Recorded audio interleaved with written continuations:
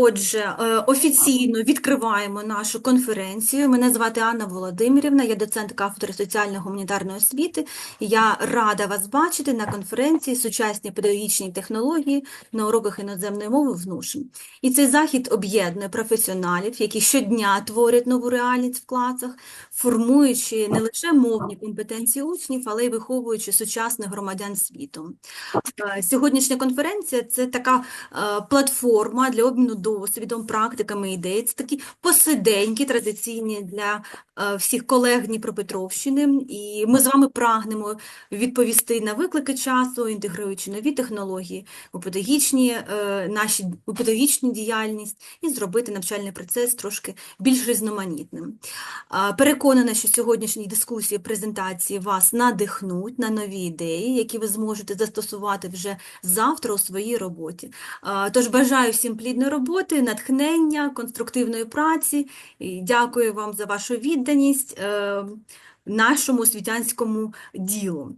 І я з великою приємністю хочу вам представити пані Наталію Олександрівну Ляшко, методиста, дуже класного методиста від видавництва Експрес Паблішинг. І тема така дуже актуальна, і я сама в очікуванні нових для себе ідей і відкриттів. Пані Наталя, вітаю, до слова. Дякую, пані Анно. Дуже приємно за таке вражаюче кількість. Але я би не назвала одразу посиденьками, тому що посидіти можна з кавою, а сьогодні все ж таки передбачаю, що буде активна участь. І не тільки, знаєте, як ми все, що називаємо, як ми називаємо, так воно і попливе. Тому я дуже обережна зі словами, навіть слухачі слова не люблю, тому що слухати можна, але все ж таки очікується, що від вас активна участь. Тому всім бажаю сьогодні знайти для себе нові враження, нові ідеї, натхнення до уроків. Можливо, щось для вас десь буде не тільки від мене, а й від інших учасників. Щось забуте давно старе, да? Чи, наприклад, щось ви давно знали, але ви подивитесь під іншим кутом на це. Тобто я бажаю вам знайти щось для себе сьогодні особливе, нове, натхненне і практичне. And switch it into English, okay? Yes, everybody agrees? Yay, fantastic. Let me share the screen again. Here we go. Can you see my screen? Yeah? Okay. Yes. Yes, thank you very much. Let's go. So, my name is Natalya Ляшко. I am an ELT consultant of Express Publishing, a teacher trainer, and a highly qualified teacher. And I'd like to tell some words about myself. Yeah, so talking about my experience at school and in the classroom, in 2 weeks, there's going to be 20 years exactly of me being a teacher officially, because I actually started earlier when I was a student of the first year student. I started being a private teacher. And then I was a teacher at the private school. I had my own language school. I was a vice principal at the state school. Now I'm an ELT consultant working with a publishing house apart from my private lessons, being a teacher trainer officially. And as you see, I do apologize for the break.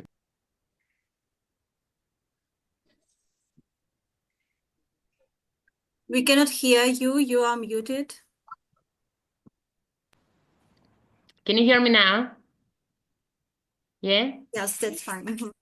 Okay, so I'm a neurolanguage coach as well, as you see, an international speaking examiner and author of the books and courses and so on and so forth.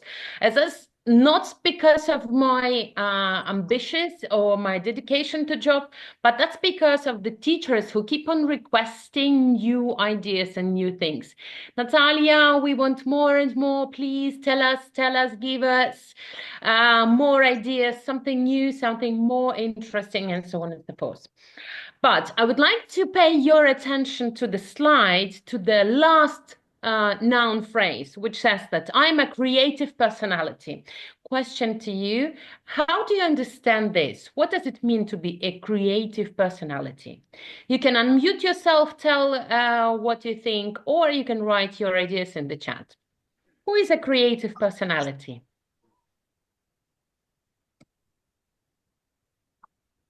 It's not a lecture, guys. I'm going to ask a lot of questions. I may say that I'm a little bit, at least I try. And can you give us a little bit more details? What does it mean to be a creative personality?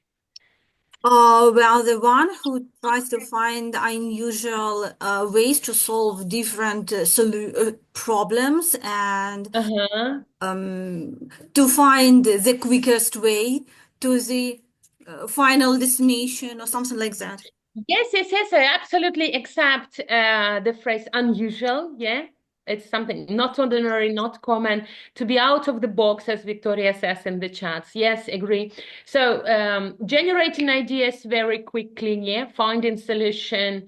I'm not saying that I'm a lazy person, but I prefer to work smart to working hard. Meaning that if I see the idea, which demands a lot of preparation, a lot of resources like money, time, and so on and so forth, this is probably a not very good idea, yeah? Because something that is easy to use, something that is universal with different levels, with different ages, with different groups, online, offline lessons, this is more useful and this is probably more creative, yeah? So creative doesn't mean complicated. Probably here, creative means that easy, yeah, that can be easily used. Okay.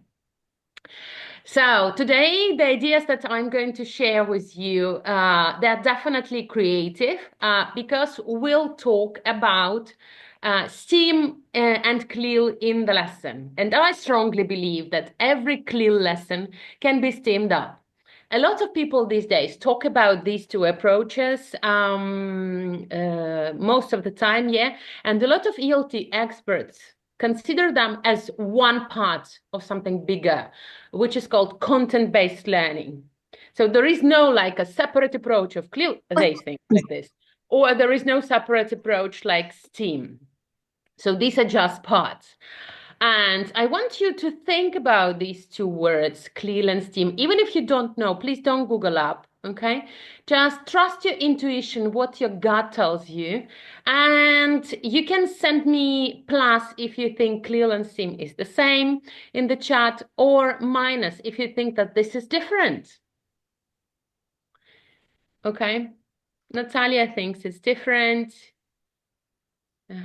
Just pure intuition, pure guessing. Denise, Victoria, Yes, a lot of people think that it's different because the different letters, have a look.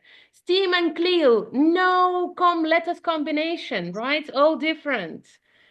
Okay, we'll see. We'll see whether they are the same or different, okay? Or what is the same and what is different. Let's put it like this. So let's move on. I want you to think, I'll start with a demo lesson, mini demo lesson with you, okay? And I want you to think about famous artists that you know, not only in Ukraine, but worldwide, okay? What comes to your mind? Write a name in the chat. Famous artist. Let's go. Picasso, good.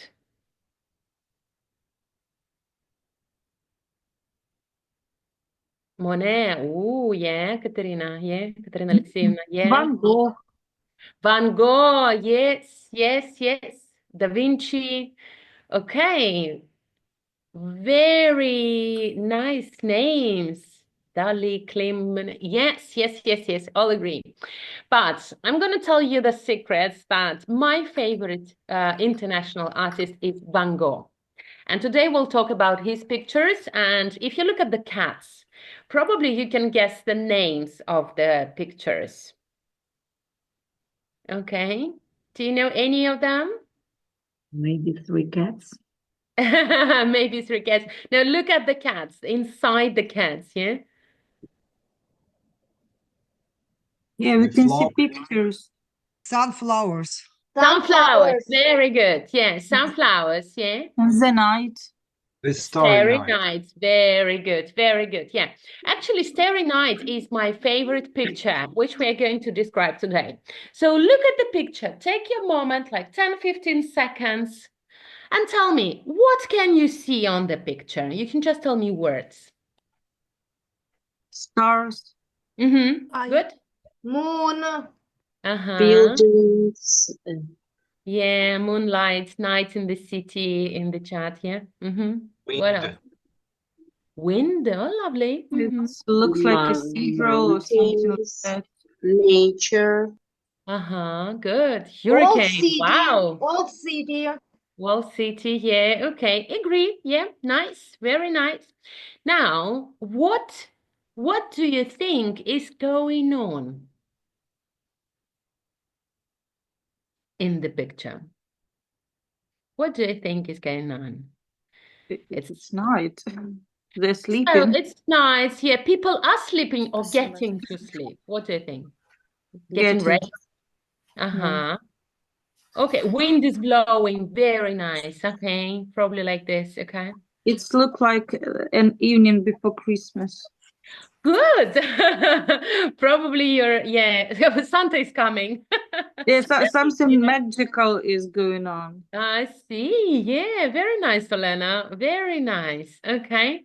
It's interesting what people see in the picture during different parts of the year. If you ask them about summer, probably they will tell you different things. Okay. Just have it as a psychological test. Ask other people about the picture. Now, what does it make you wonder? Okay, what does it make you wonder? For example, I was always wondering why Van Gogh used mostly blue and yellow colors here in this picture. Was he Ukrainian? Or maybe he met a Ukrainian lady and, you know, was inspired by her. I don't know. So I was always wondered why this combination of colors. What it makes you wonder about the picture? The color blending, okay. Good, Nadia. Yeah. Can you tell us what it means?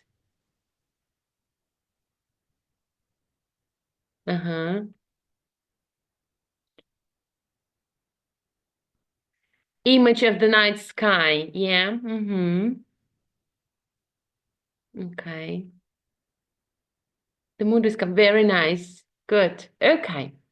Let's move on. So now we you see, we are progressing, discovering the picture all together. And then I'm going to ask my students about the weather in the picture. Is the weather cloudy? What do you think? No. Can you prove it, Galina? If you say no, prove it that it's not cloudy. I can't see clouds in the sky. So this means that if you don't see the clouds, yeah, it means that it's not cloudy. Yeah, very good. Okay. Yeah. Is the weather windy? What can you say? Maybe. Yes. Prove it. Windy. Prove it. Because of these waves of something. So you think because of the waves, because of the spirals, the weather is windy? Yeah. Probably. Okay. No stars. Not cloudy because we see stars. Okay, I got it, Oksana. Okay, is the weather foggy? No. Because? Because we can see houses, trees, nature. Well done. And which season do you think it is? Summer, because the trees are green. Does everybody agree? The sky is starring. But you told me that the Santa is coming. So it's probably winter. Because Santa is coming, Santa comes all year round. Ah, I see. Okay. In our souls, yeah. Yeah, yeah. Or probably this is somewhere in Greece, yeah, where it's Yeah, it warm. depends on the country. Yeah, so you can have this discussion with the students, even if you in Ukrainian, if they can't say it in English, right? And if you look at the questions, they're actually scaffolding, yeah, from the easier to the more complex. So first of all, we ask the students, what do you see? Kind of the surface, yeah, and then we go deeper into the picture, looking at the windows, paying attention to details, and then the questions, cloudy, windy, foggy, and only after that, which season do you think it is? Because if we ask this question about the season at the beginning, the students might get stuck, like, huh? I mean, like, I don't know. But because of this discussion before, they are ready to answer the question about the season. And always ask your students to justify their answer. Prove it to me. Otherwise, it's pure guessing. Yes, no questions don't give you any information because there is no proof of yes or no. Okay, we always need this because blah, blah, blah. Okay, now, question about Van Gogh's message of this picture. What do you think was Van Gogh's message? There is always something, yeah, behind the picture. What do you think was Van Gogh's message of this picture?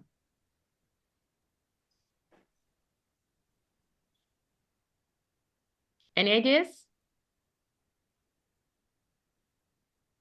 To see the beauty everywhere. Yes, possibly, Victoria. Okay. To become in any situation. Yeah, I love it. But dark thoughts. Yes, sometimes it happens as well. You know, 5 minutes before our workshop, I heard a huge explosion next to my house. And I was like, ooh, immediately I look at this picture and I see the fire at the front, not the cypress tree, yeah? So Van Gogh's message of this picture, and maybe because of that message, is one of my favorite, that even on dark nights, there is always light to guide you. So starry night show the sky full of shining stars and the bright moon. There is white and yellow color to create the spiral effect, yeah?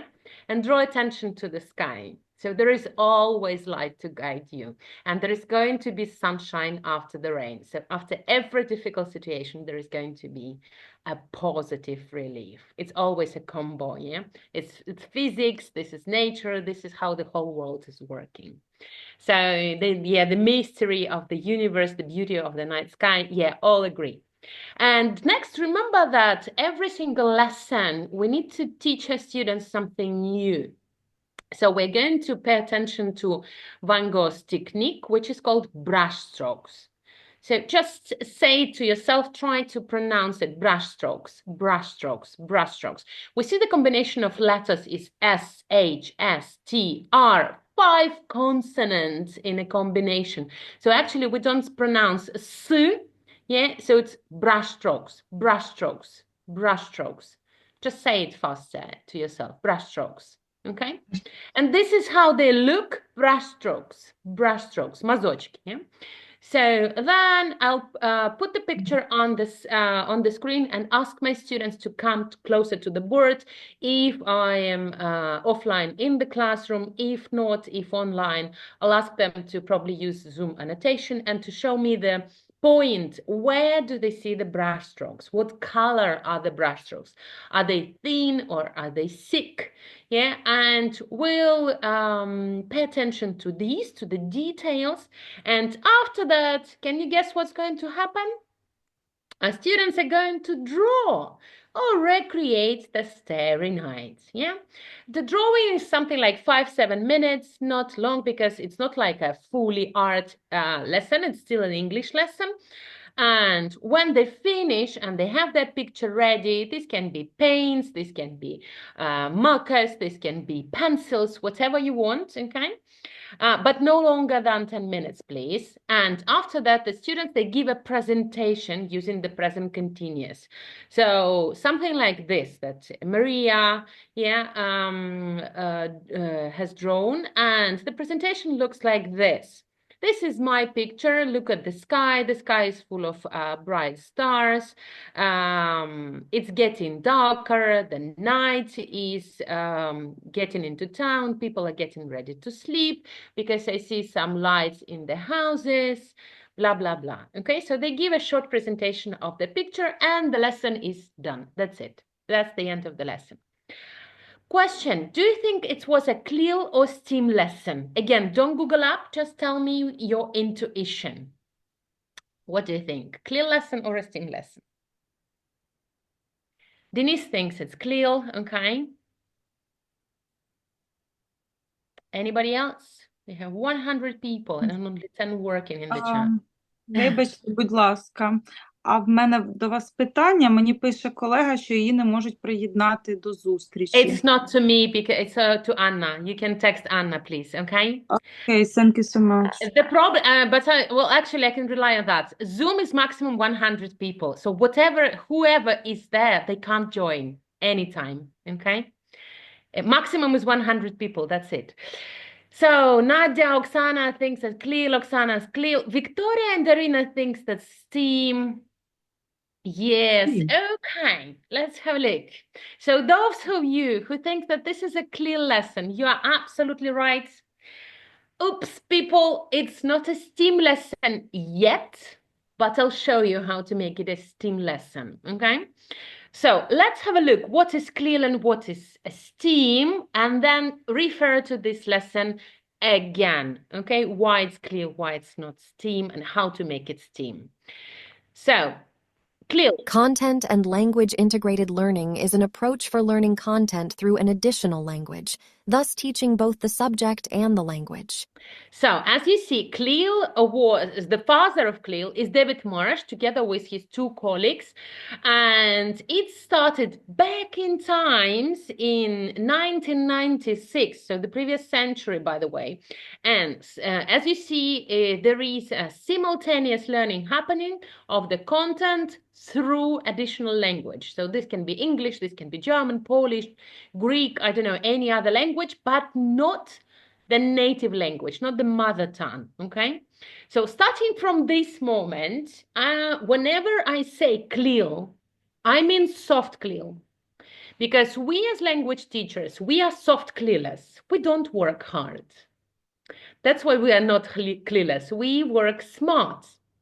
For us, language is more important than the subject. Hard CLIL is for subject teachers. For them, subject is more important than the language.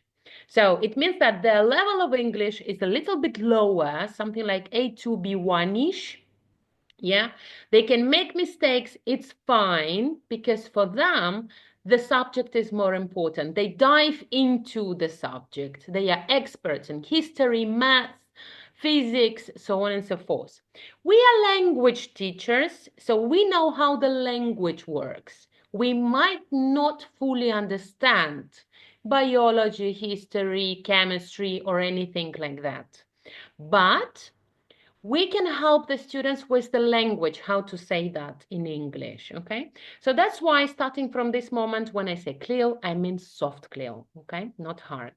Now, let's have a look at some details. As you see, CLIL started from Finland. That's why probably Ministry of Education is in love with CLIL and STEAM, because they love Finnish education, yeah? The system of education, I mean. And as you see, as I mentioned before, there is a simultaneous learning of the content and the language, the foreign language. And to be honest with you, if you think about the course book that you are using now, any course book, Ukrainian, authentic course books by Oxford, Cambridge, Express Publishing, or any other publishing house, we don't have linguistic texts like rules, right? We have texts like situational learning. We have dialects, we have stories. Even if we study about colors, yeah, we use something like an art approach in the books. So we use that content, right? And maybe if you want, we can say that we've been cleaning for many years because we were using these pages, yeah, from the course books that are not linguistics. So they are based on their content, and we were learning English through those pages. But there is little difference, little tiny detail, what doesn't make every single English lesson a clear lesson. It's a practical application. If students don't do anything like a project, if they don't draw the Van Gogh's picture, that's not a clear lesson. That's probably anything else, but not a clear lesson. Okay? Now, as I mentioned, dual focus, yes, simultaneous learning, and the focus is on the language. That was what clear. Now, let's have a look at STEAM. What is STEAM? These programs aim to teach students innovation, to think critically, and use engineering or technology in imaginative designs or creative approaches to real-world problems, while building on students' mathematics and science base. You hear the sound, right? I didn't check that yet, but looks like you do. Okay, so as you see, STEAM started, that was coined 2006, so this century, by the way, yeah, not far from Cleo. And the mother of STEAM is Georgette Yakman. The approach started in the States, if I'm not mistaken, Michigan, somewhere there. So as you see, if you look at this definition, it doesn't help a lot, right? But the story of Cleo, I'm going to tell you some details, started with big companies like Google, like Microsoft, so on and so forth. So big companies had job interviews with the candidates, and during the interviews they gave case studies, like situations. Yeah, imagine you have this and that. How are you gonna fix the situation? Which solution can you suggest to a problem? And the candidates were like, ooh, according to the book, or as far as I remember from the university level, so like this is this and that. And the companies were like, yeah, kind of accept it, but can you come up with something more creative? So please think critically, give us something unusual. And the candidates couldn't give an unusual answer. So that's why the big companies went to schools and asked the teachers who work with the students for many years, starting from 9, 10, 11, according to different educational systems, like, could you please get those people ready for their real life? This means that we need them to be creative, to work in a team, yeah, to collaborate, to communicate, to think critically, and come up with creative, unusual ideas. And that's why, starting from that moment, teachers started implementing those forces, yeah, giving students case studies, talking about real life situations more, yeah, and fixing the problem. So as you see, inquiry-based learning, the red letters, are the most important in terms of STEAM. And inquiry means that the question comes from the students. Something that the little children say to their mummies and daddies or their nannies. It's like, why? Why is the grass green? Yeah, why is the sky blue? Something like that. So, and students say, teacher, what if we do this and that? They're finding you the solution, yeah? And you, as the teacher, don't answer yes and no. You tell them, let's experiment. Let's see. So you kind of give the responsibility to the students to prove their theory, or if the theory fails, the experiment fails, they will need to find another solution, adapt it, right? So we kind of guide the students. We don't give them a right answers, yes or no. We let them find the answer. So all the lessons of STEAM starts with the Houston, we've got problem. We need to find a solution. And the students start generating solutions. That's why if we have a look at my demo lesson with Van Gogh, there were no experiments, right? I gave you the instructions, we discussed the picture, and I asked you to recreate the picture. That's it. No experiment, no problem. You can't fix it. Yeah, that's why it's a clear lesson. We have content, art, and we have a practical application. We draw a picture. Let's go into detail with STEAM, yeah? Have a look. STEAM is based on inquiry-based learning, as I mentioned, communicative approach. Very rarely students work individually, something like art project, that's it. Most of the time they work in pairs or in groups because this is an easier way to organize the process of an experiment. And have a look at the last part.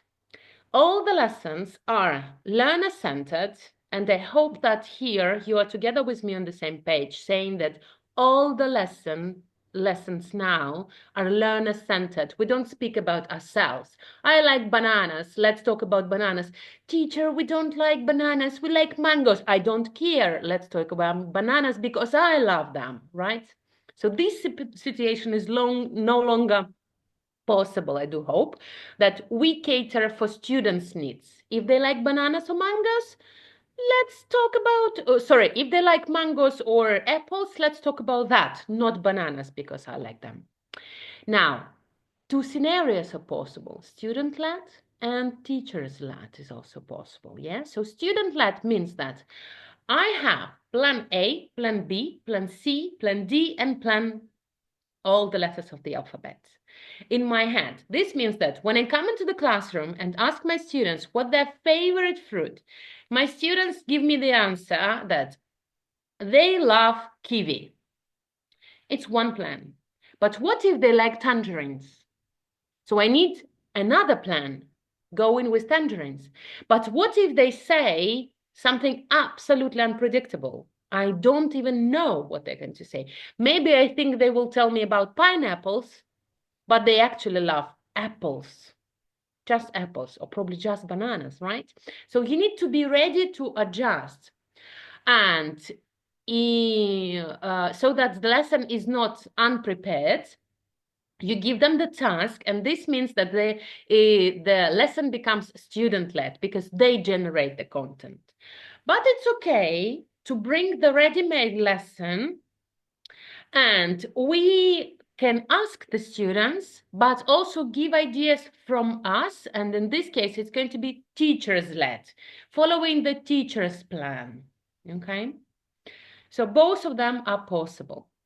Now, let's have a look at the aims of the STEAM approach in the classroom. And I want you to pay attention to the keywords that you see on the slide. You can write them in the chat or tell me. Keywords here.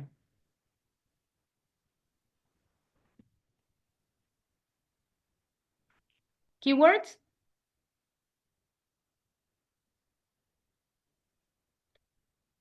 I've been talking probably for too long and you're already asleep. Let me help you. So we talk about real life situations, okay? It's all about independence and learners' autonomy and students being responsible for their own learning process. It means that the experiment can take 5 minutes and they find the solution and you need to be ready for that. So what you're going to do for the rest of the time in the classroom, or the experiment can take longer. And you can't tell them, okay, stop where you are, do this, do that, and let's finish. You can't do this because you'll kill STEAM. What you can do is actually, you can ask your students to wrap everything up. We need to clean the classroom if it's a real classroom. And I want you to continue this experiment at home with your parents, with your friends, or alone. And the next lesson we meet, you tell me about the solution or result. But you never tell them the answer that you have for that experiment, because there will not be any experiment any longer. Now, these are the examples of some activities that describe STEAM in the English classroom, right? And probably you've been doing this, designing something new and describing it with the students, making research, doing, right? Research with technological devices. learning about the numbers, counting. I'm sure that you've done that. Maybe not that much science experiments, but STEAM is not only about science. It's all about experiments. So, and if we have a look at the STEAM lessons, remember, CLIL is more focused on the language. Surprise, surprise. STEAM focuses on the skills development, on those 4 C's, and the language may not be the focus. So once you put students into groups, breakout rooms, offline in the classroom, and you give them the problem and they need to find the solution, exactly that moment they will switch into Ukrainian because our brain hate multitasking, okay? And it doesn't generate ideas and translate it into English simultaneously because we are not put into the position where we need English. Everybody in the classroom speaks Ukrainian. Why shall I challenge myself and to speak English? Nope, I'm gonna speak Ukrainian. And only when the students are something like international, yeah? So multi-languages are approached, then in this case, they will be using English because there is no other option. Not everyone speaks Ukrainian, only after that. So my idea behind that is if your students speak Ukrainian while generating ideas, don't push them to stop. Don't push them to English. Let them do that, find a solution, and after that, give them 3-4 minutes to get ready with the presentation in English. So have this language part after the solution, right? This is the same that what we are doing as adults. We do the same, right? We generate ideas in Ukrainian. What applies for both STEAM and CLIL? Both of them are holistic approaches. We talk about different subjects. Both of them are very practical and visual. And the most important part is that in both lessons, students apply their knowledge. There should be a practical application, a project that the students do. If they don't do that, it's not a CLIL lesson or a STEAM lesson. It's anything but not that, okay? The only thing that is different is for the STEAM part, for the STEAM lesson, we have an experiment. In a CLIL lesson, we don't have an experiment. That's it. That's the only difference. The rest is mostly the same. Now, if let's skip this, we've done that, okay? So why is that important? I'm gonna focus very, very briefly why STEAM and CLIL is important these days. Because we need to involve our students. If we don't involve them, they become distracted, they go online, text their friends, the learning process is not interesting to them. How to involve them? Ask real questions. Real questions start with WH. They don't start with yes and no, right? Do you like bananas? Yes. Do you like apples? No.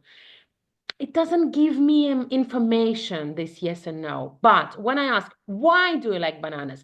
Because they are cheap, because I can find them anywhere, because they are very nutritious, I don't know, they are yummy, I like the flavor.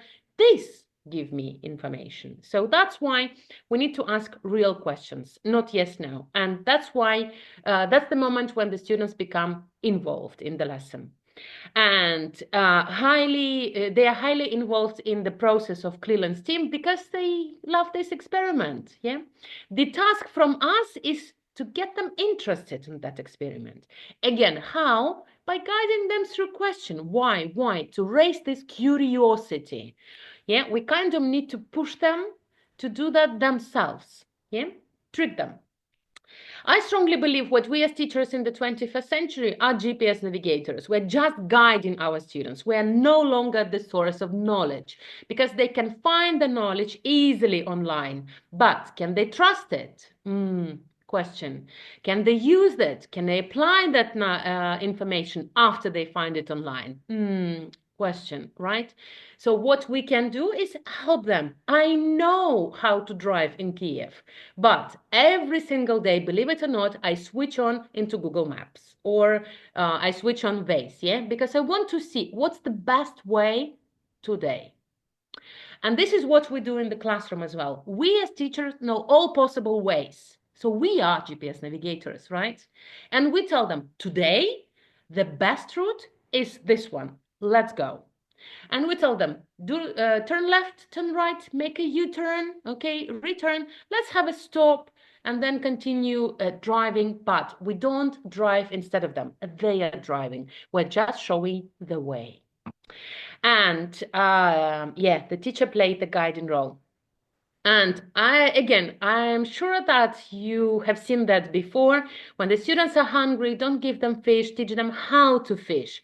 Because if we teach them how to fish, they will understand that probably fishing rod is not needed. They can easily catch the fish with the help of a stick and the rope, or maybe just using their hands. In this case, I'm trying to show you the learner's autonomy, right? We need to demonstrate to the students how to find the knowledge, how to work online, how to find definitions, yeah?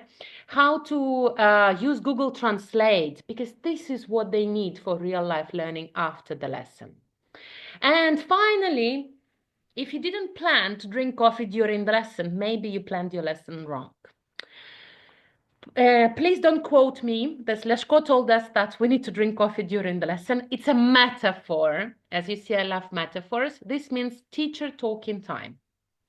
Today, I'm demonstrating a very bad example.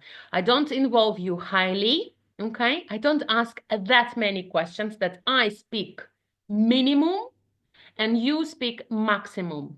But in your lesson, should be the opposite. So you need to drink coffee during the lesson. Means that your mouse is busy with the water and students are doing something at that time. Ask them questions all the time. Think about them. What are they doing while you are talking, okay? So basically, there should be something like, listen to me, where do I make a mistake? Something like that, right? In this case, they are involved. They have a task to listen to you. So let's have a look at the my demo lesson, yeah, that I had at the beginning, how to steam it up. There is one suggestion that we can change the scenario a little bit to add the experiment. We know the technique, this is the knowledge. We apply the knowledge in a practical way in a clear lesson. We draw the picture. How to make an experiment is to create our own picture. So we do something like this. Imagine that this is raining. It's no longer the original picture because there was no rain in the Van Gogh's picture. There are a lot of gray clouds in the sky. It's foggy and we can't see the houses. Recreate the starry night using brush strokes for the rain. You may change it. Imagine that this is snowing these days, yeah? And recreate the starry night using brush strokes for the snow. And my students start drawing. This is Svetlana from Chernivtsi last year, yeah? And the picture looks like this. So a lot of gray clouds, tick, done. It's foggy, I don't see the houses, done. I only see trees, so the outline, yeah, horizontal outlines. And these brush strokes, these are snowflakes. She told us these are snowflakes. And she started drawing like this. Have a look. Like this. These are like curves, yeah, spirals. I approached her, remember that we are only guiding. So I asked Svetlana, where are the brush strokes? And she told me, here. I said, no, look, brush stroke, yeah? And she said, is it like this, Natalia? Yes, exactly. And you see, she started drawing them differently. Good. So I didn't say from the very beginning, Svetlana, you're doing wrong. I asked the justification from her. Maybe I don't see the brush strokes that she sees, right? That's why I asked her, she told me it's this. So I checked that she's wrong and I demonstrated her the correct version and she changed. Only like this, okay? Now, what else can we do in order to make the lesson steamy? Changing scenario, one thing. What else can it be? There is a hint for you from the picture. We can use Lego blocks. We don't change the picture. It is an original Starry Night, but we use the brush strokes with the help of the small pieces. using the different color. And as you see, this is actually the 3D picture. It's not flat, right? So students can recreate it. They can experiment with the material, not with the scenario.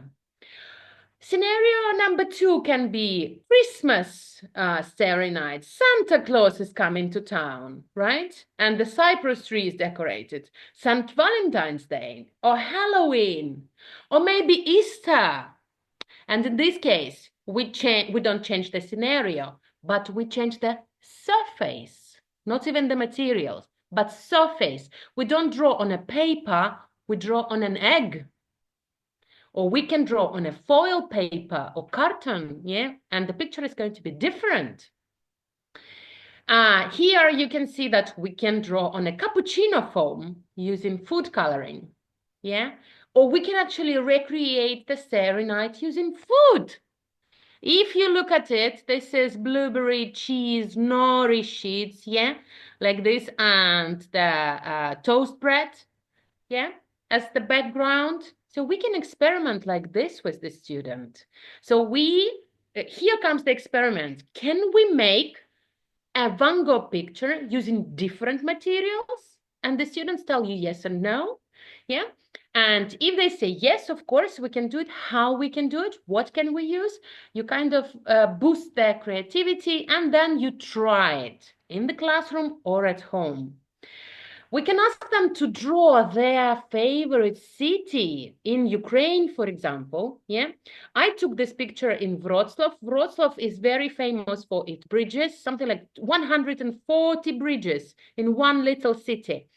And this inspired me to try using Van Gogh in your city as well. So have a look. Van Gogh in Hogwarts, Van Gogh Starry Night in Ukraine. This is Kolomia, yeah, Ivano-Frankivsk region. So why not drawing? Yes, absolutely true, Natalia, STEAM. Why not drawing Starry Night in Dnipro? Or Starry Night, and Pavlograd, yeah, and so on and so forth. Your favorite place, or maybe this can be a favorite place in Ukraine, and then everyone presented, I love this because blah, blah, blah, and they tell you the justification why they love this place. So this is all about designing and describing it, and this is STEAM. And as you see, it's not only science, yeah, this is a little part of an experiment. And if I ask my teachers, like, okay, let's talk about the weather a little bit more, okay, and can you give me an example of a CLIL and STEAM lesson? And usually talking about the CLIL, they give me something like this. Geography lesson, we learn about the weather in different countries. Agree? Yeah? A very typical, yeah, I see you nodding. And then they tell me that the STEAM lesson is going to be the students create the weather forecast. Do you agree that this is STEAM? Tell me or put a yes, yes, no, or plus and minus.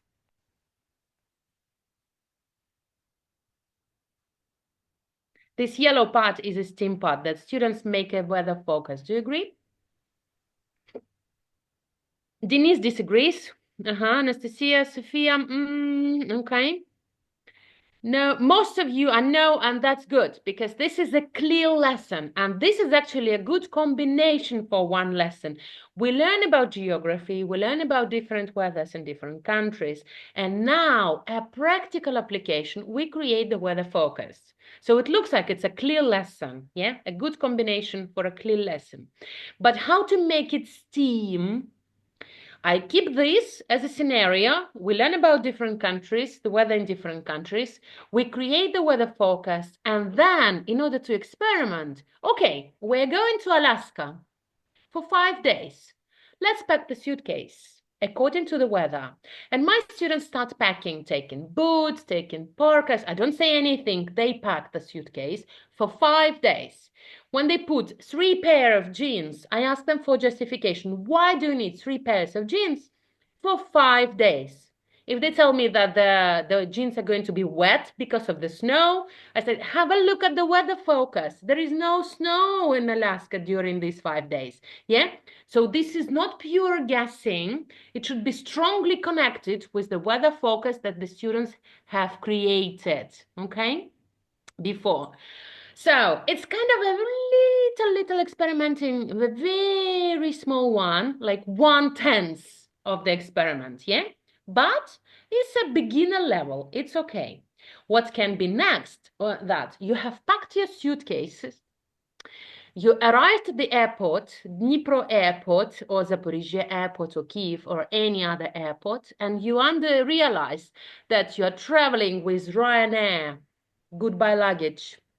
No 20 kilos, you have only backpack, which is 8 kilos straight, because the rules are very strict for Ryanair, and you need to repack the whole suitcase into the rucksack that should be 8 kilos only. And the students start prioritizing what is heavy, what is light. Do I really need 3 pairs of jeans? Okay. Maybe I can take this sweater because it's made of wool. And wool is very light and very warm. Synthetic is heavy and not that warm. And we can experiment with that, checking how heavy the objects are, yes, and checking the volume, how much space they take, because we have only one backpack, and how to fix the problem. And students will probably come up with ideas, let's put 3 sweaters on us. Okay, why not? Solution found. And this is very practical and useful for them. I wish my teachers have taught me something like this, because these days I only travel with Ryanair, very cheap flights, and they can't pack the rucksack, which is 8 kilos, okay? This is not any longer describing something, right? This is counting and learning about numbers and volume. And this is all about math included, yeah? Into our weather lessons. So actually, Van Gogh's pictures, Starry Night, can be implemented in every single topic. Clothes, here we go, we have the clothes. Home, here we go, we have the home. Have a look. Different types of home accessories, right? Food, here we go, cappuccino foam, donuts, yeah? Sandwiches in the form of Van Gogh. Clothes. Again, we design new types of clothes using Van Gogh. Parts of body, and we talk about different tattoos, yeah? And we try even making tattoos with the help of paint. Nature, talking about flowers, for example, bouquets, organizing them, experimenting with the colors. So everything is possible. The example of that Van Gogh's lesson is taken from our latest publication, which is called 4 Minds. Let me show you a very quick introduction of the book.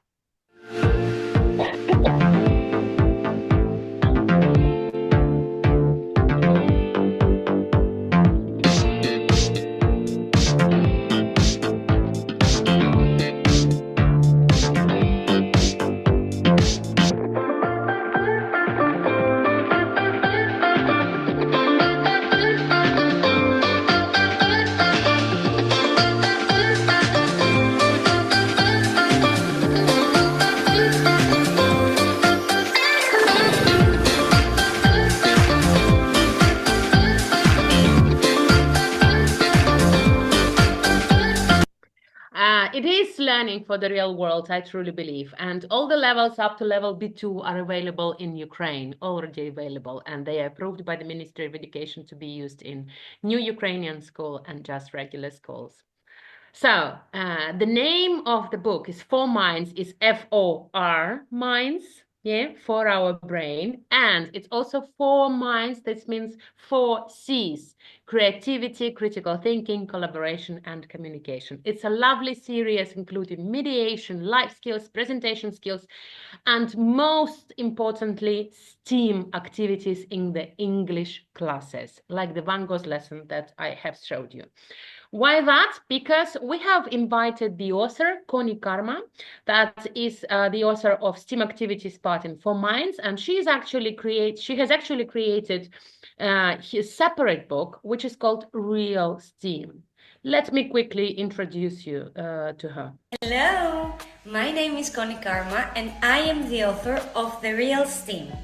The Real STEAM is my brand new book that I've created with Express Publishing, and as the title says, it is a book full of STEAM, full of exploration, critical thinking, curiosity, creativity for your students. We have divided the book into 5 different units: science, technology, engineering, arts, and mathematics. And of course, we have also added 2 long-term projects in which you will find real-life situations, topics, and problems that your students will find very interesting. See you in the next one!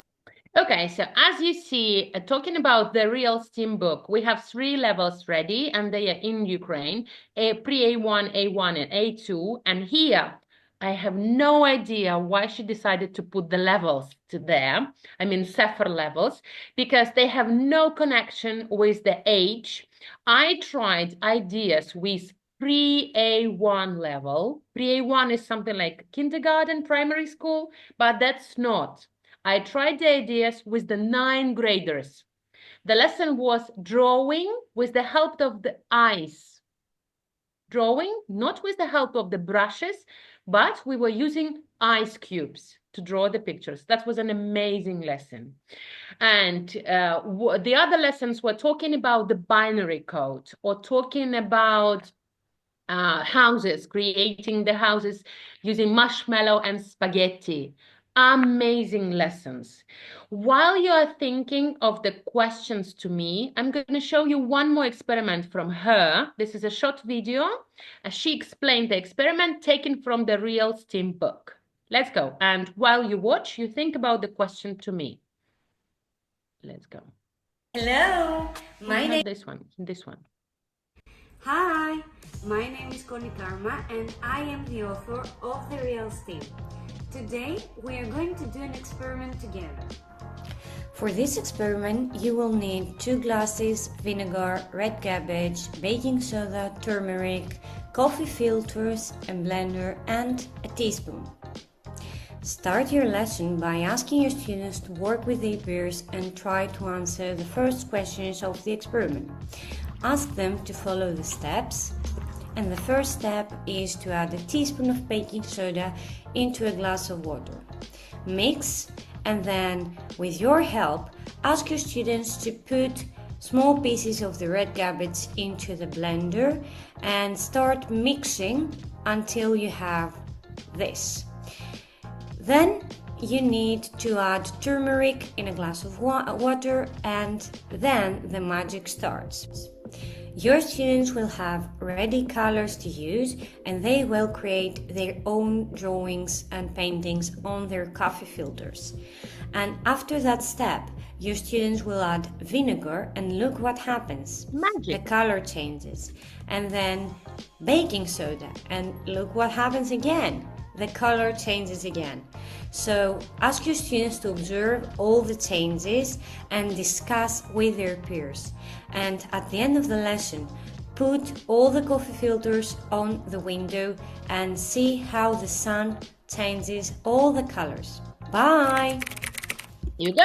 Very easy experiment. You see, it's all about colors, yeah? The materials are very accessible. We can easily find them in Ukraine, right?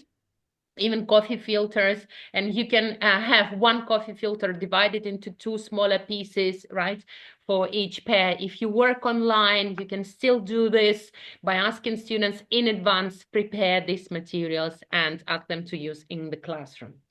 So, reflection, is CLIL and STEAM the same or different? Let's have a look. So, are we sure now that this different? What is different? The experiential part, right? Right? Yes or no? Are you still there, or you're already asleep? I believe everyone is digesting the information. So the practical Yes. value is the most important, I think. Yes, I agree. Okay. So the practical experiment is a STEAM part, and if there is no experiment, it's all clear. Now, have a look at these important tips, take away. So the focus is on the practical application. When we talk about STEAM, it's all about inquiry, creativity, collaboration, critical thinking, and flexibility. And your flexibility as well. Being ready to get the students' answers. You never know what they're going to tell you. Yeah, they might be very creative, and you look at them like, wow, where did you find that? How did you come up with this idea? Yeah, because they're very fresh and they can give you something not biased as we are as adults. But the main important part is to play a guiding role as a teacher. Don't tell them what to do. Ask questions, elicit from the students as much as possible.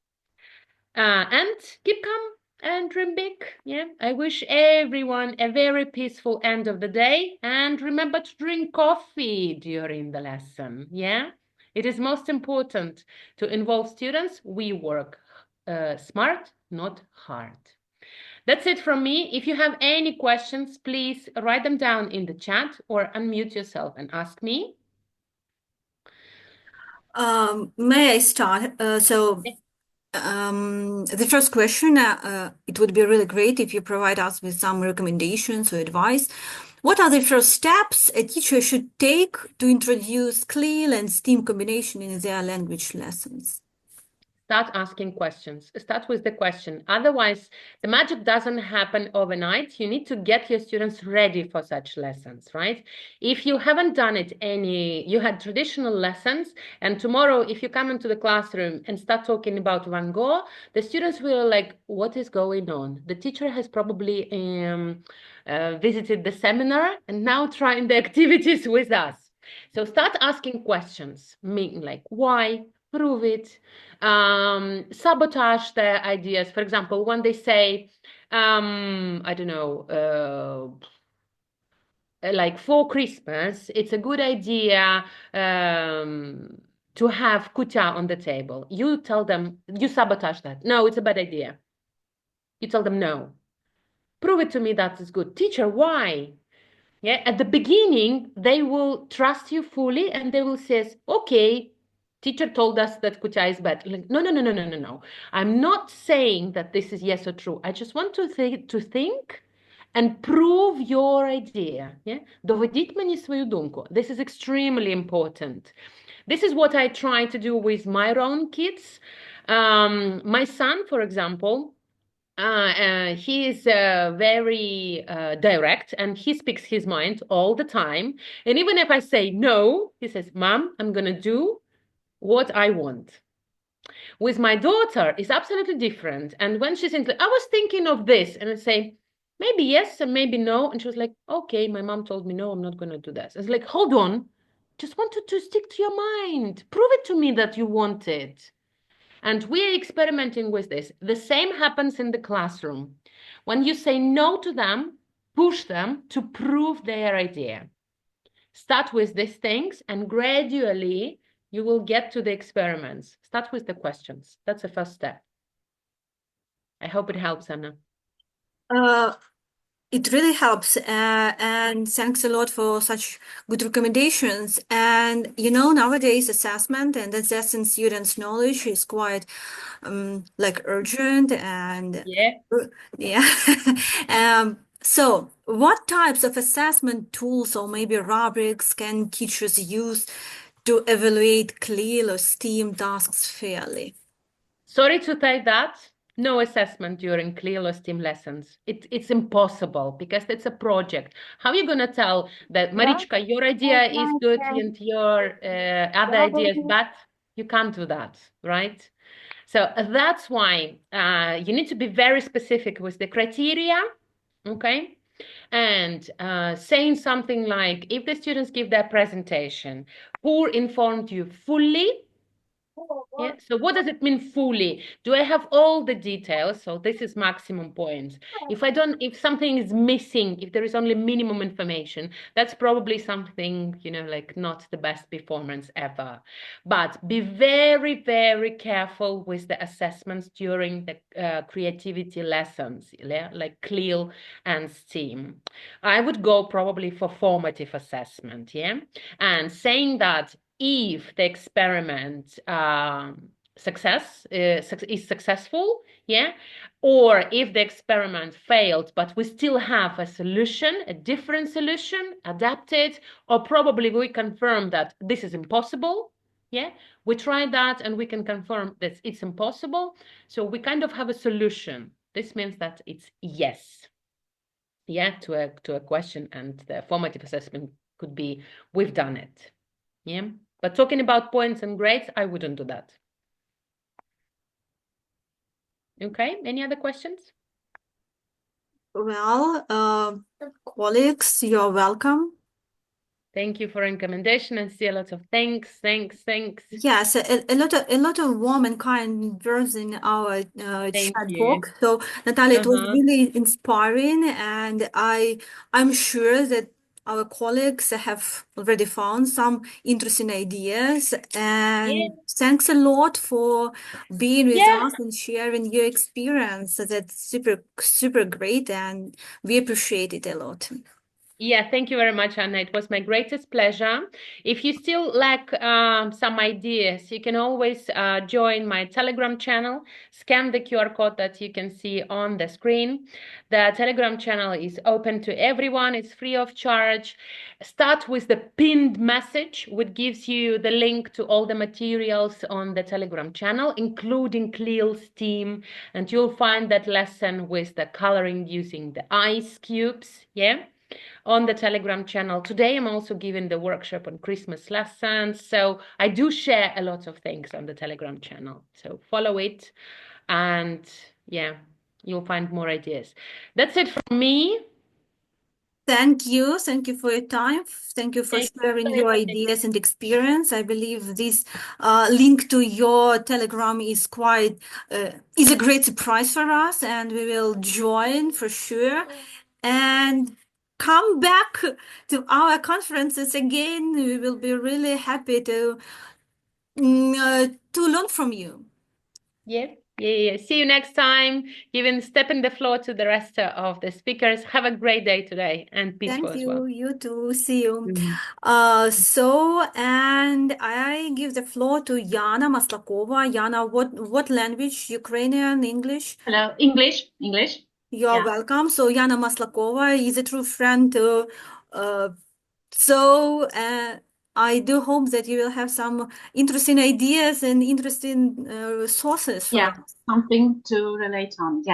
Hello, everyone. Happy to see lots of so enthusiastic and dedicated teachers here. And huge thank you to Natalia, of course, for such valuable insights. For about 20 years, Center for Foreign Literature in Dnipro has been the official distributor of all publishing houses. Just a second, can you see my screen? Yes, we can. Okay. Just a second. For about 20 years, Center for Foreign Literature in Dnipro has been the official distributor of all publishing houses presented in Ukraine in teaching and learning English, German, French, Spanish, Italian, and Polish. Our bookshop deals both with private clients and schools, and we used to provide methodological support for the teachers together with Dnipro Academy of Continuing Education and representatives of publishing houses in Ukraine. Let me show the diversity of our products, which covers all needs in teaching English and learning language, fits for any age and language level, and suitable for face-to-face teaching or for learning and teaching in groups. You can see different categories for pre-primary, primary, secondary, and upper secondary school, adults, English for specific purposes, methodological literature, and of course supportive products like posters, games, puzzles, flashcards, readers, etc. There are also categories with exam preparation courses, practice tests and trainers, and grammar and vocabulary resources for developing necessary skills. You can choose the category, language level, and publishing house, or to type the name of the course to find exactly what you are interested in. What I would like to focus on is the digital product for remote classes and online teaching or mixed groups. They are in alphabet order, but you can see courses for young learners as well for adults. Express DigiBooks platform is user-friendly, easy to access, and it saves teachers' time and provides extra practice for learners. All you need to start working online is the digital code for the resource. You don't need printed books, just order codes for the class, for instance, and enjoy the platform and the product. Certainly, you can find even more printed resources for primary and secondary schools, and along with our bestsellers, there are also some new courses like For Minds and the Real STEAM, as Natalia said. I also highly recommend some new titles in grammar and vocabulary categories, boosters, brain-friendly grammar, and certainly topics into tasks are worth your attention and will be very supportive while teaching in the classes. There are many test packs for different levels, which can provide students with real-life exam practice. And the last but not least, I'd like to say a few words about the readers. You can find the variety of them in such categories like graded readers, classic readers, short tales, showtime readers, and clear readers like Explore Our World and Discover Our World. You can even find the books accompanied by the activity books for better comprehension. So we have everything that Natalia mentioned, like courses and additional supportive materials. So you are more than welcome to contact us in case you need some help in choosing the course for your class for the next academic year, or just Google Center for Foreign Literature, CFL.com.ua, Центр іноземної літератури Дніпро, and you'll find the suitable way to get in touch with us. We deliver the printed books within Ukraine, but as for the digital codes, we just email them to you no matter where you are. Well, that's it.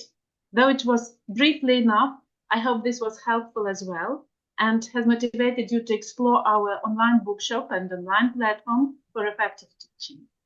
Thank you for your attention. Have a nice day. And thank you for the opportunity to see such a great demo lesson from Natalia. I enjoyed it very much. Thank you, Anna, for your organization.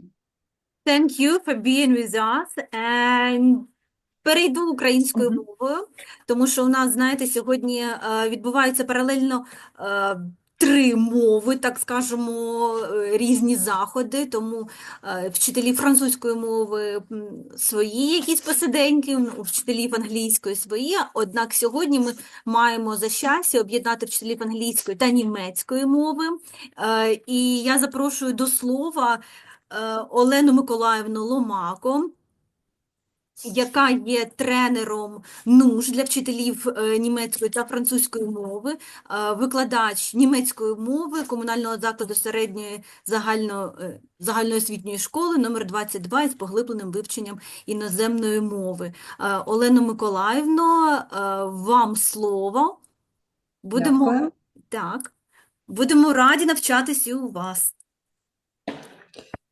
Дякую. Зараз я подивлюсь, чи можу демонструвати екранчик свій.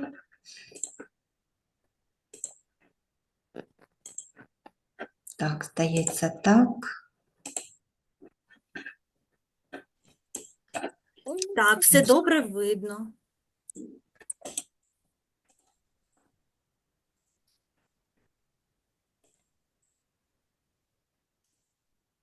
Так. Чи є мій екран, чи ще немає? Ми вже бачимо ваш екран. Так, але не той слайд, який хотілося б.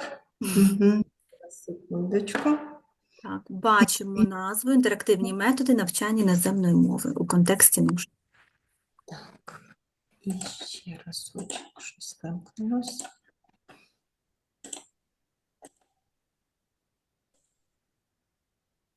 Так. Так, сподіваюся, зараз все є. Це чудово. Дякую, представлю ще раз. Мене звати Олена Ломака, я викладаю німецьку мову в ліцеї номер 22 Дніпровському і в Дніпровському товаристві етнічних німців Wiedergeburt. Моя тема – інтерактивні методи навчання в контексті Нової української школи. І, безумовно, це зараз одна з ключових тем для розвитку сучасної освіти в Україні в цілому. Вони дозволяють, ці інтерактивні методи, нам не тільки активно залучати учнів до навчального процесу, розвивати їх мовні навички, соціальні компетенції, ну і так як активна участь наших здобувачів освіти в процесі є ключовим фактором для їхнього успіху і розвитку, тому ці методи у нас зараз дуже на часі і активно використовуються і вчителями в тому числі. Інтерактивні методи сприяють не тільки більш швидкому засвоєнню матеріалу, вони дозволяють отримувати знання швидше, але й активно їх застосовувати на практиці, що не менш є важливим і, звісно, зацікавлює учнів в навчанні. Підвищує безпосередньо їх мотивацію, що є однією з їхніх переваг. І коли учні активніше залучені до навчального процесу, звісно, і швидше засвоюють матеріал, краще встигають на уроці, ну і отримують задоволення від самого процесу. Глибше засвоєння матеріалу, в свою чергу, є перевагою інтерактивного навчання, і учні, які працюють з цією інформацією, мають більше шансів запам'ятати, зрозуміти її на більш глибокому рівні і на довгострокову перспективу в тому числі. Розвиток соціальних навичок також є важливим аспектом інтерактивного навчання. Учні вчаться працювати в команді, в групі, в парах, соціалізуватися, спілкуватися з однолітками. Для нас це зараз також вкрай важливо після ось цих вимушених пауз, пов'язаних з карантином, з війною, з дистанційним навчанням. Зараз це необхідна складова їхнього майбутнього і теж дуже актуально. Ну і найбільш популярні і ефективні методи – це групова робота, рольові ігри, використання, звісно ж, технологій і ось проєкти як теж один з найбільш ефективних методів інтерактивного навчання.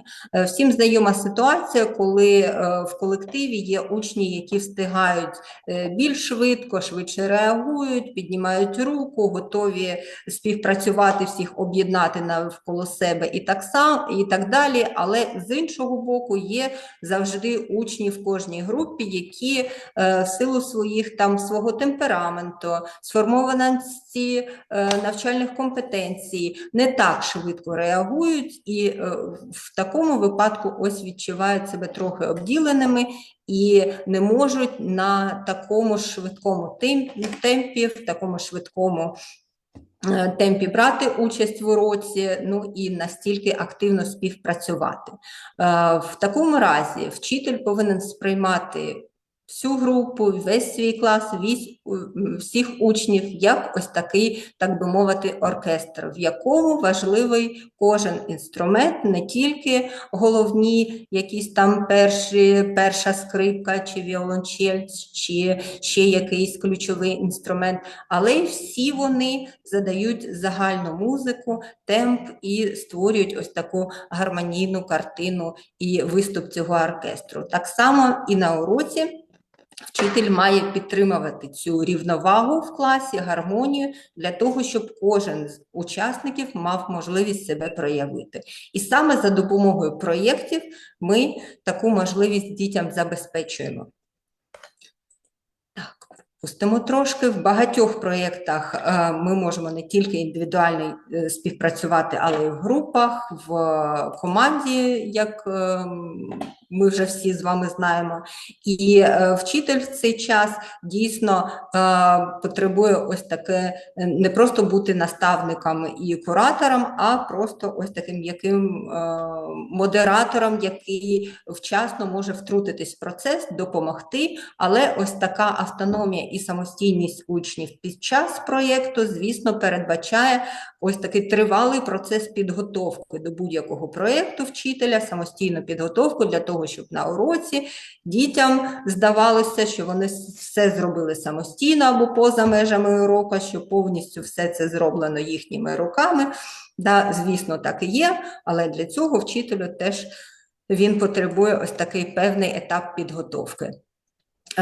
Теми можуть бути будь-які, які зараз наразі у вас актуальні і обумовлені нашою навчальною програмою. Ну, а етапи також нам всі знайомі. Це вибір теми, визначення завдання, що зараз наразі вам потрібно, формулювання цілей, планування роботи, безпосереднє виконання цього проєкту, ну і, звісно ж, демонстрація результатів, може бути документація результатів, може бути виставлення на будь-яких інтерактивних платформах і так далі. Звісно ж, важливою є також рефлексія і аналіз виконаної роботи учнями. Звісно, про тривалість проєктів не кажу, тільки зупинюсь на тому, що вони можуть бути дуже короткостроковими, навіть в межах 45 хвилин і навіть менше, просто декілька хвилин уроку, це може бути міні чи мікропроєкт, який може бути реалізований і відповідати завданням вашого етапу уроку. Один з етапів, який рефлексія також важлива, але один з етапів підготовки проєкту в тому числі і один з етапів самого проєкту – це, який часто забувають, створення позитивної атмосфери, яка буде мотивувати учнів і забезпечувати ось ефективність співпраці всіх учасників цієї команди. Саме мотивація і створення ось цієї команди, згуртування колективу для роботи над проєктом для нас є вкрай важливими, тому що як ми почнемо проєкт, так далі будемо і співпрацювати. Один з методів ось таких для того, щоб розпочати проєкт, він може бути, до речі, окремим міні-проєктом, а може бути початком проєкту для того, щоб згуртувати колектив, для того, щоб дати можливість учасникам проєкту познайомитись між собою, зрозуміти сильні, слабкі сторони, хто чим буде працювати, над чим займатися і сфокусується в ході виконання цього проєкту. І найважливіше – дати зрозуміти, що кожен з учасників буде важливим і буде виконувати якусь свою певну роль, що не буде тих, хто буде відпочивати чи просто сидіти в стороні. Звісно, допоможе таке завдання. Да, чи сказала, чи не сказала, я створюю герб, називається ось ця методика.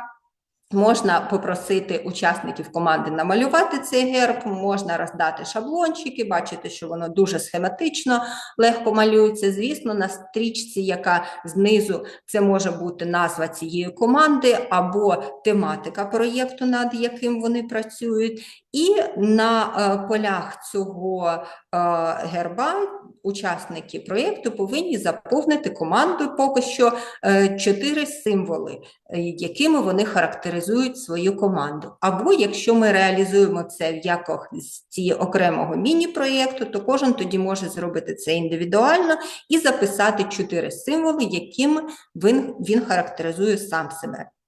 Підходить для будь-яких вікових груп і допомагає кожному зрозуміти власні внутрішні ресурси, свої сильні, слабкі сторони. Ось трошки хвилинка така самоаналізу, ахтзамкайт, буває вкрай важливою, необхідною, особливо сьогодні в наші часи.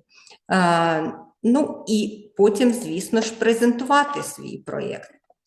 Ми можемо розповісти, чому ми обрали ті чи інші символи. Я зараз не пропоную вам це зробити для того, щоб заощадити час, але якщо ось я про себе написала Олена і обрала ось такі символи, то для більшості вчителів вони підходять. Книга – це джерело знань, мозок там – це не тільки там креативно-критичне більше мислення, якщо про вчителів кажемо, завжди з критикою відносимось не тільки до учнів, але перш за все до себе буваємо вимогливими. лампочка як символ креативності, ну і, звісно ж, серце без емпатії і готовності допомогти. Нікуди ми з вами не дінемося.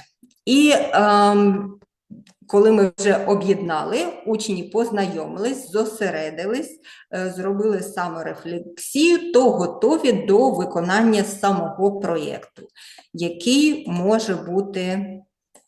Це також пару завдань, я їх вже пропущу, для того, щоб так само почати проєкт і познайомити учнів більше між собою. Вони всі знайомі.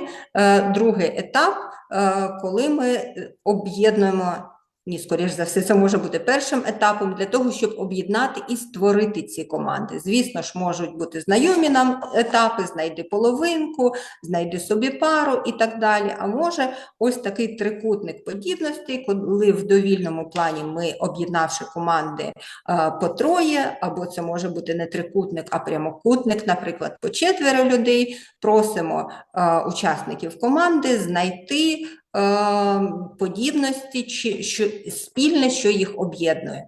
Можемо видати їм по аркушу паперу, ватман, це може бути електронний носій, на якому вони намалюють ось цей трикутничок. Може бути, звісно, фліпчарт. Головне, щоб на куточках цього трикутника вони написали свої імена, ну а всередині подібності, що їх об'єднує і що в них спільного. Звісно ж, для того, щоб ось ці подібності знайти, їм потрібно буде певний час обговорити і, як показує практика, всі теми, які проходили за минулі роки німецької, англійської чи французької мови, тому що спільне шукаємо там і членах родини, і їжа вподобання, і свої хобі, і так далі. Активізували лексику перед початком проєкту, і спільності всі записали в цей трикутничок, звісно ж, після цього презентували. Можна додати ось такий момент змагання і обмежити час, хто за певний час знайде якомога більше спільностей, або навпаки, хто найшвидше, яка команда зробить це найшвидше і також отримає більшу кількість балів. Так само тематизація може бути яка завгодна, дуже широка палітра тут також перед нами. Ну і створивши команду, згуртувавши трохи, давши достатньо мотивації, переходимо до самого проєкту. Сьогодні один з них – це ось такий міні-проєкт «Я створюю книгу». Може реалізовуватись також в деяких варіантах, про які я скажу зараз, і забезпечує нам одразу можливість реалізувати декілька підходів. Це і комунікативний, тому що сприяє розвитку мовленевих навичок через активну взаємодію учнів, і творчий підхід, звісно, діти самі створюють книгу і отримують готовий продукт. В кінці кооперативне навчання, тому що групова робота на всіх етапах створення цієї книги сприяє розвитку навичок співпраці, комунікації всередині цієї команди і так далі. Ну і більш конкретно про сам проєкт. Звісно ж, перед тим, як почати, ми знайомимо учнів з основними етапами створення книги, планування, написання, оформлення. Звісно ж, для нас більш важливим написання самих текстів, тому що ми тут з вами зосереджуємо увагу учнів, які граматичні навички, можливо, нас цікавлять, що ми хочемо потренувати, або навпаки, які нові лексичні одиниці хочемо, щоб учні використали, чи граматичні структури і так далі. Це тематика книги може бути так само, яка завгодна. Тобто, звісно, якщо це ось як в класичному варіанті моя улюблена книга, то діти можуть зробити ілюстрацію, до речі, за допомогою цього застосунка, як обрати існуючу ілюстрацію, так намалювати самим, так і намалювати, і відсканувати, і також додати її сюди, як завгодно, тобто поле для креативності також дуже широке. Ну і потім на сторінках цієї книги написати автора, жанр, про цю книгу і так далі. Це один з варіантів. Звісно, це може бути і кулінарна книга. Звісно, це може бути книга про свою родину, родинне дерево, але в новому форматі, в форматі міні-книги. І на сторінках цієї книги дитина буде розповідати про цю книгу. Важливий етап саме цього проєкту – це редагування і корекція, тому що діти дуже часто, не дуже часто, а здебільшого хочуть отримати вже більш досконалий продукт, тому самі із задоволенням просять редагувати і коригувати те, що вони написали. І в такому випадку не сприймають вчителя як ось такого прюфера і екзаменатора, який виправляє помилки, а навпаки з вдячністю реагують на виправлені помилки, тому що в книзі, яку вони несуть додому або будуть показувати своїм друзям, вже буде все правильно, красиво написано, і можна навіть зі своїми іноземними друзями поділитися і похизуватися, який творчий проєкт дитина реалізувала на уроці. Можна попросити також учнів відредагувати ще не написані ось такі напівшаблони один одного, ну і також перейти до наступного етапу, коли вони вже будуть створювати саму книгу. Звісно, і в застосунку є також можливість, вірніше, інструкція, як саме її зробити, бо коли ми заповнимо ось ці поля, це може бути розповідь про канікули, класичний варіант, коли діти розповідають про канікули, але в незвичному сучасному виконанні. Вони зробили книгу, це може бути електронна, звісно, книга, але ось переходимо до очного навчання, від якого діти також трошки відвикли, і тут даємо можливість також їм розкритися. Бажано, щоб це була паперова книга, яку вони самі роздрукували, і ось якщо це про канікули, то залежно від віку, залежно від рівня сформованості навичок, можна зробити це як шаблончик. Коли ви зробите ось таку книжечку, роздасте їм цей шаблончик, а вони вже заповнюють поля і записують там, наприклад, перша сторінка, де я був з ілюстрацією, далі що я робив на цих канікулах, з ким я відпочивав і так далі. Врешті-решт отримують ось такий формату А4 або А3 учні листочок, на якому одразу всі сторінки книги, всі 10 сторінок на листочку А4. В моєму випадку, або на листочку на форматі А3. Якщо це шаблон, то бажано формат А3, щоб було більше місця учням туди нотувати свою інформацію. І потім бачили, як за схемою, дуже легко її ось зігнули, розрізали і потім ось так склавши, отримали готовий паперовий варіант. З формату А4 виходить ось така невеличка книжечка. Тут достатньо місця для того, щоб її читати, літери достатньо великі для того, щоб все зрозуміли учні. І, звісно ж, це один з етапів проєкту. Це може бути крапка, після якої ми створили проєкт, готовий продукт, а може бути ось певний етап, і далі з цими книжками також можна почати працювати, обмінятися книжками, задати завдання. Ну і, звісно ж, коли діти приносять додому ось створену книжечку, де написаний автор, власне прізвище, ім'я, то також це мотивує до вивчення іноземної мови. Якщо це формат, ще разочок кажу, А3, то книжечка виходить ось така більша. Да, як звичайно, теж гортаєте сторінки, там їх теж 10, але більшого формату, і тут вже є місце, якщо створює вчитель її як шаблон, для того, щоб діти вносили свою якусь інформацію. Покажу, як виглядає інтерфейс додатку трохи ближче. Є у нас можливість написати книгу, є можливість прочитати книгу. Під час написання і створення є можливість обмежити доступ, вона може бути публічна, там, де всім її видно, а може бути ось така прихована, там, де видно буде тільки вам. Ось, наприклад, я натискаю «Якщо свою», то можна її роздрукувати в PDF-файлі, можна просто прочитати, ось.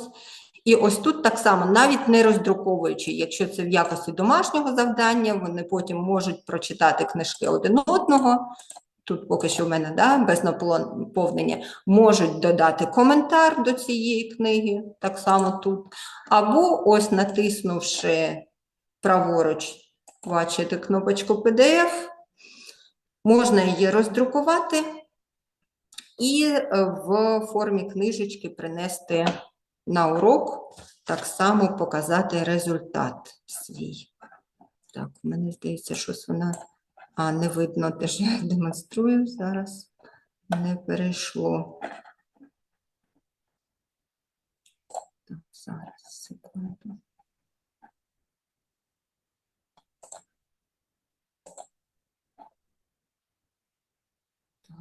Тепер, ось такий би я показувала, як виглядає інтерфейс, і здається, що нічого не було видно. Ось тут трохи раніше поверну. В інтерфейсі є кнопочки «Створити книгу»,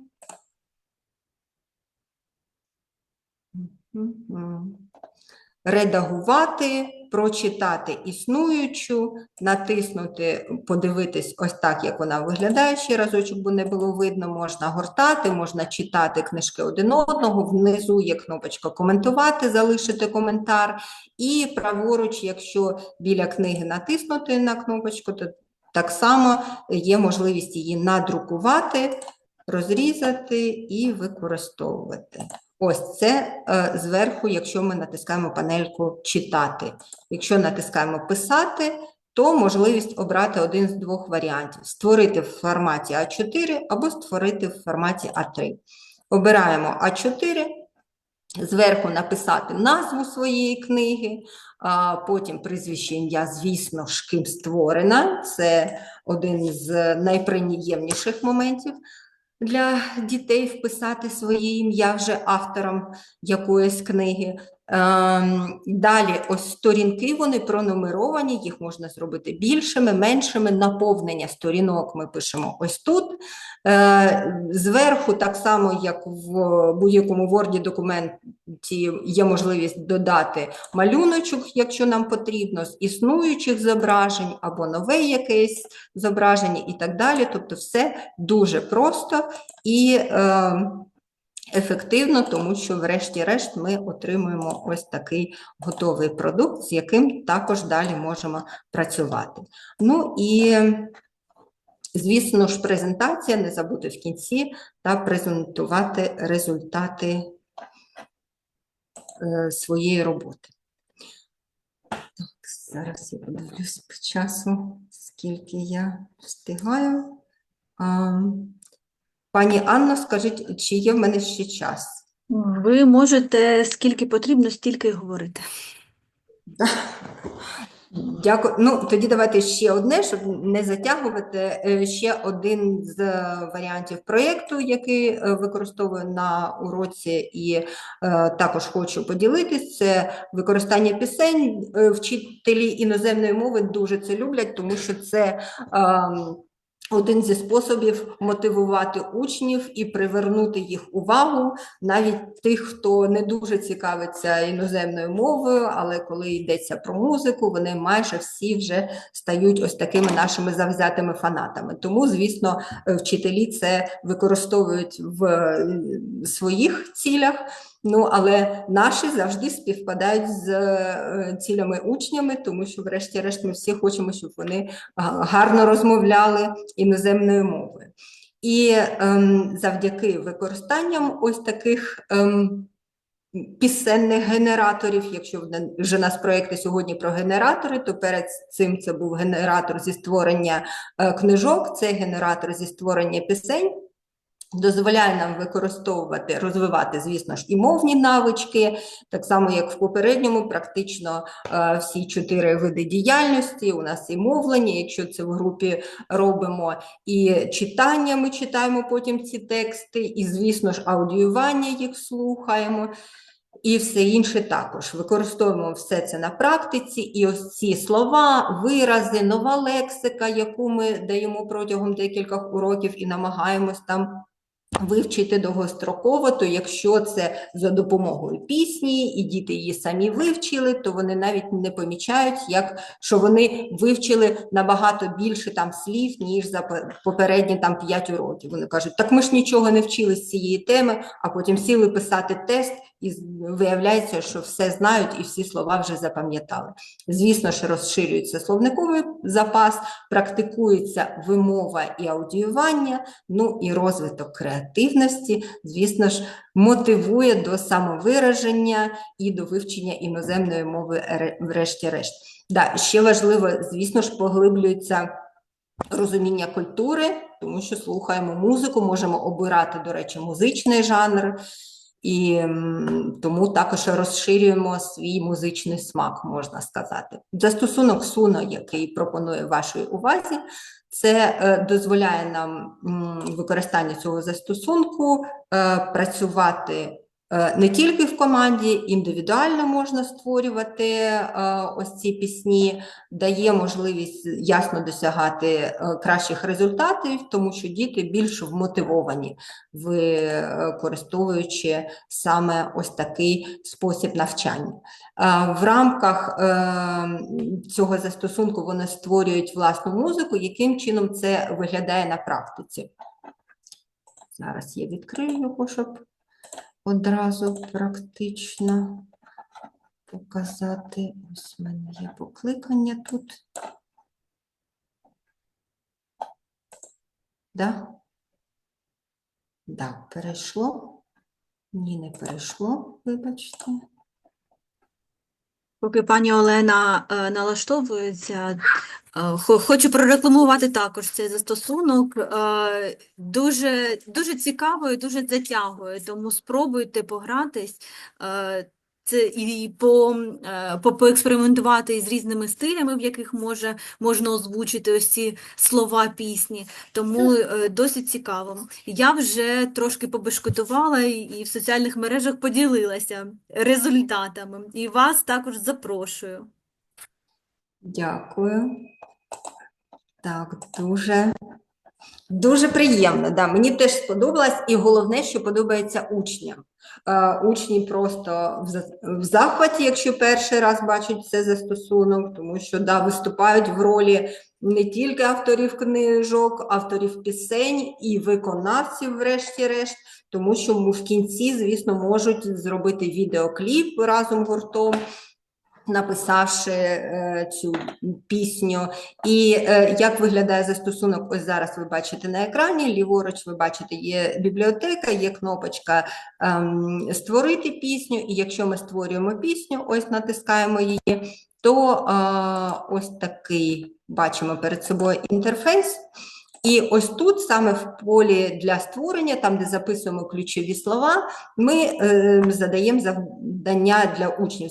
Звісно ж, етапи всі ті самі, не забуваємо познайомитися з застосунком, з тематикою, що саме потрібно зробити, звісно ж, потренувати лексику і так далі. І залежно від ваших умов, вашого уроку, якщо це там, ну не знаю, тема одяг, наприклад, то одна з груп повинна використати там 10 іменників або слів, які стосуються зимового одягу в своїй пісні. Інша група там так само 10 предметів літнього одягу. Або це можуть бути граматичні структури. Будь-що. Головне, що не можна, а потрібно так само акцентувати увагу учнів, що ми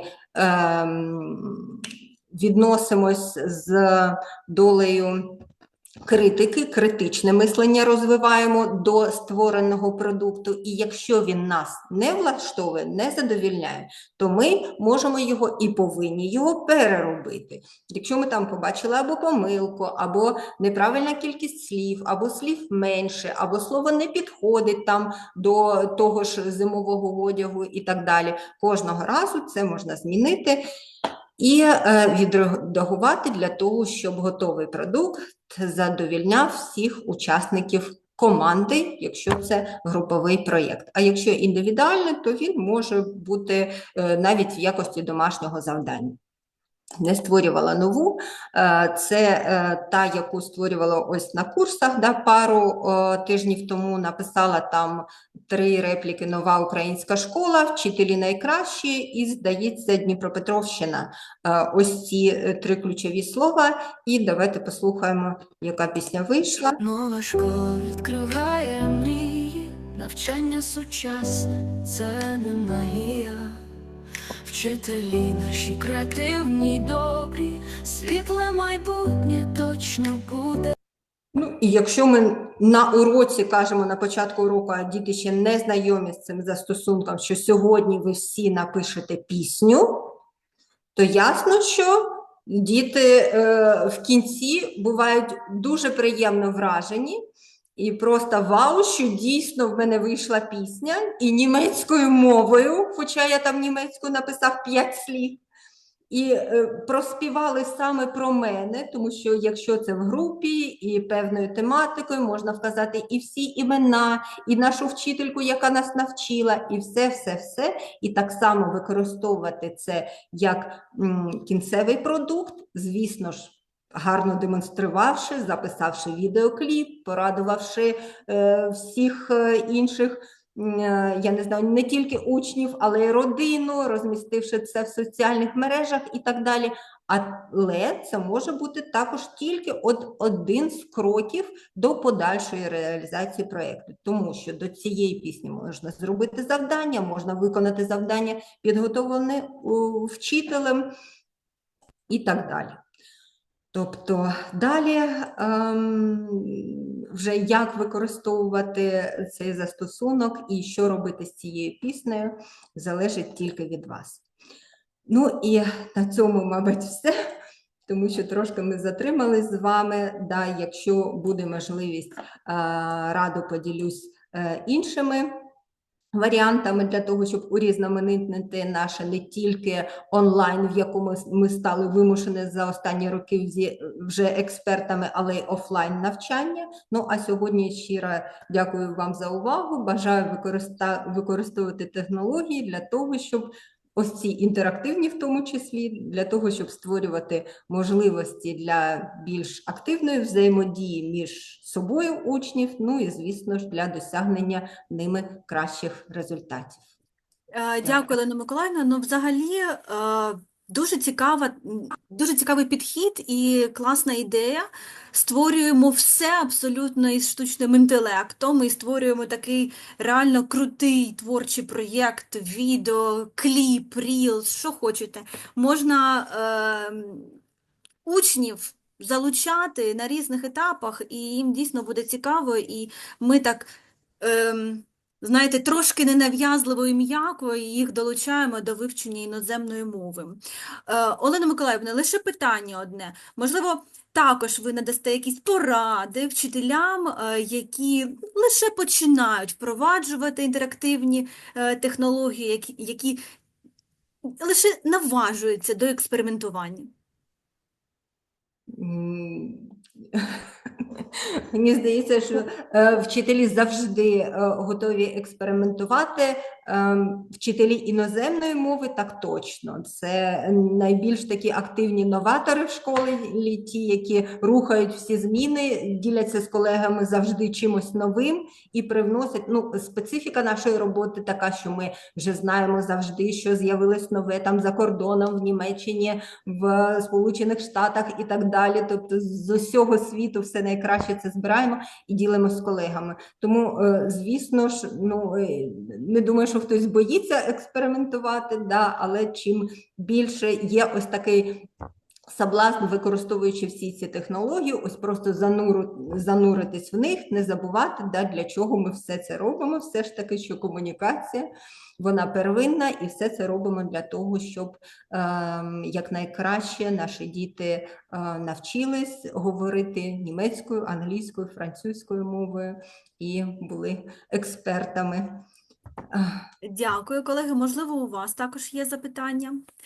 В чаті, до речі, пишуть колеги про те, що вже експериментували, вже створювали за допомогою останнього застосунку. І також пані Надія пише, що створювала разом з учнями, так розумію, пісні про неправильні дієслова. Тому є місце для експерименту, є місце для творчості, є місце для застосування всіх цих технологій, STEM, інтерактивних, штучний інтелект у викладанні іноземної мови. І я також закликаю вас пробувати, тому що не так страшно використовувати штучний інтелект, як може здатися на перший погляд. Тому експериментуйте, бешкетуйте і створюйте не якісь, а дуже круті уроки, які зайдуть вашим учням з першої секунди. Колеги, можливо, якісь запитання від аудиторії? Сьогодні у нас... Так, є питання, пані Анастасія? Ні, немає. Дякуємо велике за цікаві поради та інформацію цікаву. Дякую. Ви знаєте, сьогодні намагалась таку не дуже розлогу конференцію організовувати, щоб трошечки і вас час заощадити. Тож будемо, знаєте, вважати, що офіційна частина завершена, і наша конференція підійшла до свого логічного завершення. І ми дійсно сьогодні отримали цікаві ідеї та практичні поради, інструменти для впровадження і STEAM-освіти, і інтерактивних методів на уроках іноземної мови. Тому сподіваюся, що кожен знайшов натхнення для подальшої роботи. Я щиро дякую спікерам за змістовні виступи і всім учасникам за активність і небайдужість. Сьогодні ми разом з вами побили рекорди. Бажаю всім успіхів, нових педагогічних досягнень. Буду рада вас бачити на наших майбутніх посиденьках і конференціях. Творчих вам злетів і всього найкращого. Бережіть себе. Навзаєм.